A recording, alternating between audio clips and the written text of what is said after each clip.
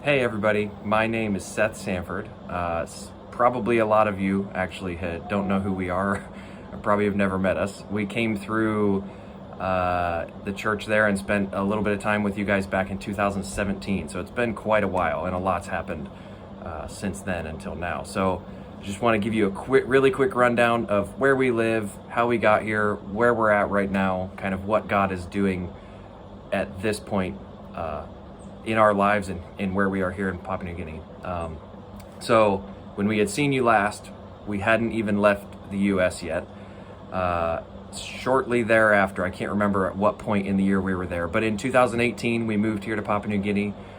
We spent that first year, all of 2018, learning the national language and kind of moving around to different areas of the country, going through all kinds of different things to try and figure out what our next steps would be here in Papua New Guinea. So to make a long story short, God made it super clear, even actually before we got to Papua New Guinea. We probably talked with you guys about this language group called Konamala and the island that it's on and all that different stuff that we were looking forward to. Well, God made it more obvious than ever that is exactly where he wanted us. He used a few of the other churches that have been planted in years past to really work together, connect well with us. We had a lot of friendships in those churches to be able to come down here to this language group that is called Konamala. So that's what we call this area we live in, is Konamala. It's not the name of the place, but it's the name of the language. So in 2018, we first came down here, connected with this community that we live in now, and kind of let them know what we were doing and kind of gave this just an offer, or kind of just touch base with everybody. See, is this something you're interested in? Is this something the community would want? Is it kind of an open door here? And God made it very obvious, very clear that even within Konamala, we made 4 different kind of stops. There's 4 what they call units or communities here. And this community made it was very obvious this is where God wanted us. He nailed down a specific even family line that would take care of us and brought us in and marked out some ground that they would let us build our houses on and all that. So it was this amazing. It's, I look back on it like it's very romantic. It was very challenging, very stressful, very hard. That first year was terrible, to be honest. It was very hard for just everything we went through. But looking back, God definitely made it as clear as day. This is where he wanted us. He connected us with all these amazing people, and through, 2018 was mostly the prep for all that. 2019, the beginning of the year, we came in, started building our houses, and over the stretch of 4-ish months or so, we had trips coming in and out a couple weeks at a time. We had a few people come and help us there from the States. We had quite a few people come and help us from some of these other churches that have been planted, just believers from around this island that we were friends with, they came and helped. So again, the most stressful thing we've ever done, but God got us through that with all kinds of sicknesses and all kinds of challenges. But we are here in our houses that we love, in a community that has treated us very well. So 2019, the first half was building our houses, just pretty much getting our families moved in here. The second half of 2019 was starting language learning, which was very challenging. There was so many unknowns. We had no idea, what life looked like out here. We didn't know anybody. Obviously, we knew the trade language, which was great because everybody here knows that too, but we knew nothing of their what they would call their talk place. So if I say that, that's what I mean, with their heart language. We didn't know any of that. Obviously, we've never learned a heart language before, a second heart language. So it was just all these unknowns, all kinds of crazy things that happened. And yeah, that was the second half of 2019, where we were just really trying to figure out what in the world life looked like out here in Konamala. And it was very hard. Just a lot of unknowns, a lot of challenges, a lot of things that we were trying to figure out on the fly. Thankfully, we have amazing teammates out here. Our best friends, Luke and Eleni and their 2 boys, have been with us since day one. We moved to the field together, the country together, went through all those things together, all those steps, built our houses together, all that kind of stuff. So we had our best friends out here with us, which probably was one of the key factors that got us through a lot of challenging things. And we're just trying to figure out all that stuff together, trying to figure out together, what does this look like in building friendships here, the community and how it functions, the culture and how it's kind of just coming and affecting us, and really, really making things different and unknown and challenging in ways that we didn't really know how to handle. So we just went through all that, and God really gave just dump truck loads of grace to get us through that first couple of years of being new to the country, all the stresses that go along with that, all the unknowns that go along with that, then being new to this area, this community, to a new language, to this new life, and all the challenges that go along with it. Like it's almost like I'm drawing a blank even to how to necessarily talk about it. Very challenging time that was, and God definitely brought us through it. Tons of grace, and looking back, it's actually amazing that we're at where we are now. It's obvious that all that credit goes to the Lord. So at the end of 2019 or beginning of 2020, that's the whole, what we all know of as, the PTSD of COVID. We started hearing about it in beginning of 2020. Caitlin was pregnant with our third daughter, Olivia, and we were close to needing to come home. It was getting close to that mark. So what we ended up doing was leaving a little early, got back to the States before COVID officially blew up, and kind of hunkered down just like everybody, not knowing what was going on. A couple months later, had Olivia, started into the process of all the paperwork and all the things to get her passports and visas and all the obnoxious things. And all kinds of delays happened. Obviously, everything in the world kind of got thrown into a tailspin. All the countries of the world were not knowing what to do. So let's make a super obviously long story short of COVID. We ended up getting back here to Connemara in the beginning of 2021. So it was about 9 months or so that we were in the US, and all those delays and all the lockdowns and all that kind of stuff. So we got back to here to PNG beginning of last year, 2021, and started back into language learning. There was some random things that happened that kind of kept us out for a little while, but a few months into 2021, locked back in on language learning. Very different experience coming back, very different. We came back to a country that we kind of knew, a language that we had already kind of been learning, a bunch of friendships that we had already been building, a house that was already here. So pretty much everything we came back to was known for the most part. So different, very different experience coming back. We were so thankful for the things we could come back to, knowing our house was here, knowing the friendships in this community, kind of having a bit of a grasp of how life looks here. So we came back and really kind of hit the ground running pretty hard. That we just were 100% focused on learning this language. So we spent a long 6-month chunk without leaving here at all. We were in the middle of what we call a bush, just in the middle out here, middle of nowhere out here, trucking along with language. So we made a ton of progress in that first 6 months, and then it took another, let's say, 3 months or so of kind of wrapping up like these reports and language stuff and culture stuff, and kind of just going through all the official processes of things to get officially checked out of language. So we finished all of that up actually at Christmas time of last year. And then we just now, a couple weeks ago, it was kind of a delayed process, just a couple weeks ago, got officially checked off of language. So we had a friend of ours came in, or one of the official consultants came in, sat us down, did a whole check. There's a whole system they go through to check our ability in the language. So Luke and myself are officially done, which is amazing to say, but totally God's grace, totally amazing. So we're done with language. Caitlin and Eleni are still in the process, but they are good enough at the trade language, and all the ladies around here are good at the trade language, so there's not really a huge urgency for them to keep really adding any extra stress to their lives they already have homeschooling, they already have, all of the work and extras that go into life here. So they're just going to kind of keep going, but not at any major pace.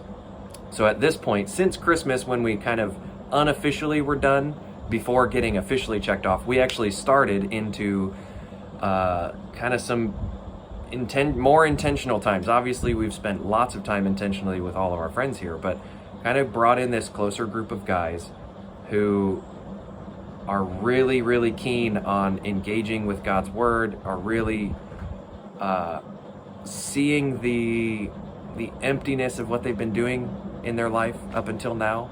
And through these years of conversation with them have really, God's been really working in them.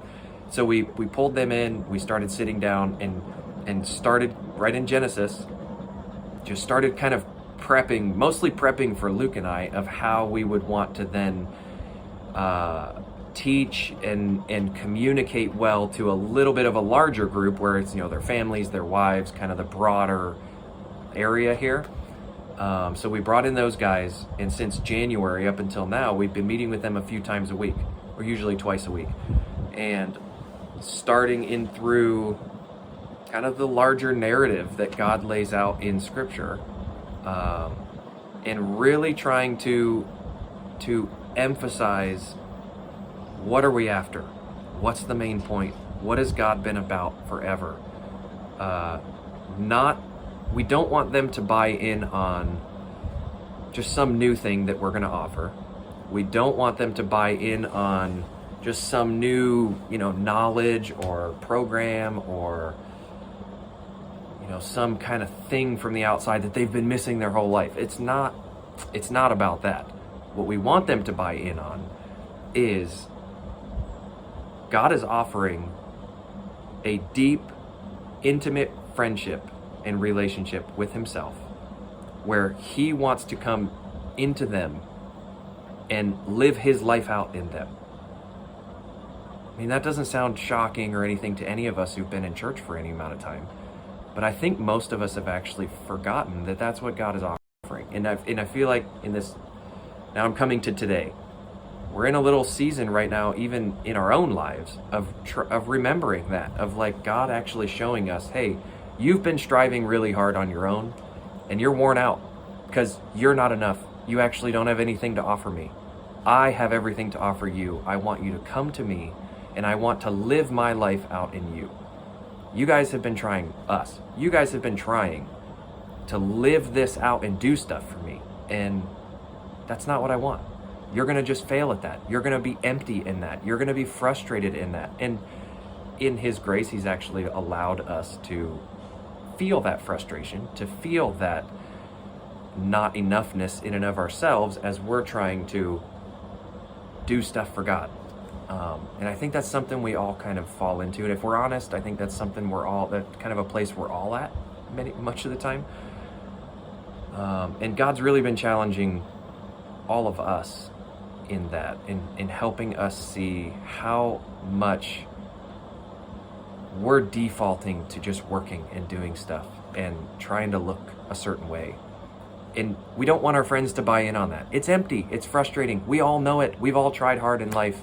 And only a few of us have ever really come to a point where we go, wow, I am completely not enough. I have completely nothing to offer. And I actually am just going to come to you, Jesus. And I want you got to do something to me because I'm useless. I'm a failure. I am completely empty and frustrated right now. So I'm going to come to you. I'm going to look at you. I'm going to let you start to actually do something in me and live your life out in me. That's where he wants us. And I've forgotten that. We all have. And most of the time, we're living out of our own selfness. We're sourced in ourselves. We're not sourced in Jesus. So here I am kind of preaching to myself again. But we want our friends to buy in on where the real life is. Not on anything new that we're trying to offer. Not on any kind of fancy program or church thing, or even some special way to know and understand the Bible. I think most of us come in here, we've been coming in here going, we're going to give you we're going to help you have this special way, not special, but like we're going to give you this way to study and understand and find the truth and blah, blah, blah. And much of the time, we're actually just polishing up the exact same thing we're trying to avoid. We're trying to avoid them just thinking this is a self-empowered works thing. We're trying to lead them to this life, but we actually just polish that up and offer them just a nicer looking way to do that same wrong thing. So we're even reevaluating as we speak right now. This morning, we spent the whole morning sitting chatting, like, how do we model this well? How do we lead our friends well into this closeness and relationship with Jesus? The form of it is a lot less important. How are we going to live this and lead them to that? And man, it's a very patient work that God does in us, and then he teaches us a lot as we patiently live that life out with other people. I mean, we want to do it with our kids. Our kids actually see the most selfish parts of us all the time, and we want to live and model the same thing to them that we want to live and model to our friends here. And so at this point, I'll stop the preaching part. Sorry. We finished language. Super wonderful. Now we're still spending time with this small group of guys, really hashing this stuff out. Watching them actually buy in. It's crazy. It's so much fun. Watching them buy in on these things that actually matter and change us. Not on any of these special things, that we could be offering as the outsiders here. It's not that stuff they're buying in on. They're actually seeing us have to live this out every day and going, oh yeah, we actually have to live that same thing out as Seth and Luke are doing. So spending the time with them, hours and hours and hours and hours and hours discussing this stuff. And then soon, maybe in the next couple months, not really exactly sure on the timing, we'll be meeting with more of like a broader group of people. Right now it's anywhere between, on these certain days, anywhere between 3 and 10 guys that are sitting around chatting with us. So it'll be all of their families, some kind of little groups of people that have been waiting and wanting to hear, wanting to step into God's word with us. So we'll sit down with them and we'll try to emphasize these same things that we're learning, that we feel are the most important things for us to grasp for the rest of our lives, and do that in the context and understanding of the narrative that God has laid out from Genesis through the key Old Testament stories that bring those points out, that make the story make sense, through to Jesus, what he actually did, through to Revelation and what we have to look forward to. And then by then, hopefully there's a church that we're regularly this group of people are regularly engaging. And then it's the life of the church after that. Then it's leading this small group of believers and engaging deeply with a small group of men and women who are going to help lead those other people and bring them into this same life that we are all learning to grow and live in. And so then that's the long term of it. Most of that looks like an unknown at this point. I wish I could tell you it's going to look like, X, Y, and Z, and in the end it's going to be this great church is going to pop out, but that's not the reality of it. So it's not how God works in us. It's not how he's working there. It's not how he's going to work here. He is going to work through his word, through his spirit, as people come and connect with him and live and love him, and then he's going to live out of that, and it's going to look awesome. And I'm not even sure what it's going to look like, but it's good. We're coming closer to the point of really actually trusting him in that and not feeling like it's us who's going to do it. So those are what the next steps looks like. I feel like I've been rambling a long time, but we thank you for your guys' part in that from there. Thank you for your guys' part engaging in this same thing in your own lives and in the lives of your friends and your family and your neighbors there. This is what Jesus had meant for us to be doing this whole time. It doesn't matter that we're in Papua New Guinea and you're there back home in America. It doesn't matter. Like, this is what he's after in our own hearts. This is what he's after in our lives towards other people. And we just actually got the privilege of doing it here, and you have the privilege of doing it there. And we couldn't be here without you guys. We're thankful for you. If you have questions or you want to kind of keep up with us, you can go to, it's a little cheesy, get ready, SethAndCaitlin.com. That's where we kind of post our our updates and stuff, and kind of keep along with the progress of how things are going and what we're learning and what's going on here in Connemara.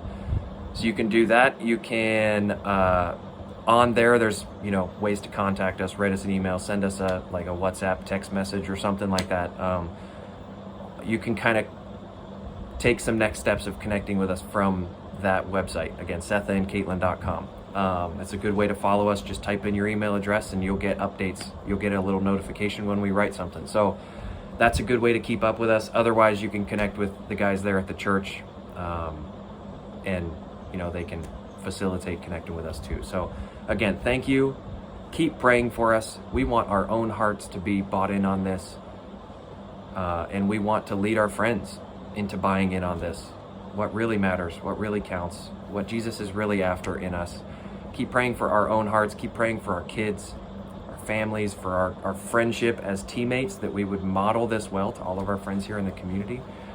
And keep praying for this group of guys and their families and the people here in this community, that God would really be working in their hearts, that he'd be softening them, that he'd be convicting and making them feel the things they need to feel and see the things they need to see, so that they're desiring for him to do something in them.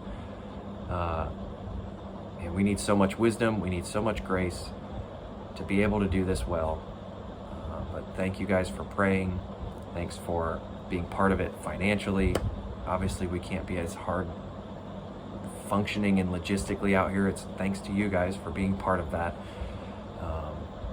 But again, let us know if you have any questions, or you want to learn more, or want to see more pictures or whatever. That kind of stuff is all available. So thanks again for your guys' heart, and keep going at it. Keep pursuing Jesus. Look at him. Don't look at yourself. When you're feeling the frustration and the emptiness, look to him, connect with him, rest with him, and he'll do stuff in you. It's not up to your hard work. It's not up to my hard work. That's not what we're buying into. Jesus never offered that to us. That's just a heavy burden. He offered us a light burden because he's the one carrying it, living it out in us. So just encourage you guys with that. But before I keep rolling again, I'll cut it off. But appreciate you guys. Hope you have a great time emphasizing missions and thinking through what God's doing around the world. So we just get to be a part of that. We're thankful for it. Thanks for praying. Thanks for being a part of it with us. Love you guys.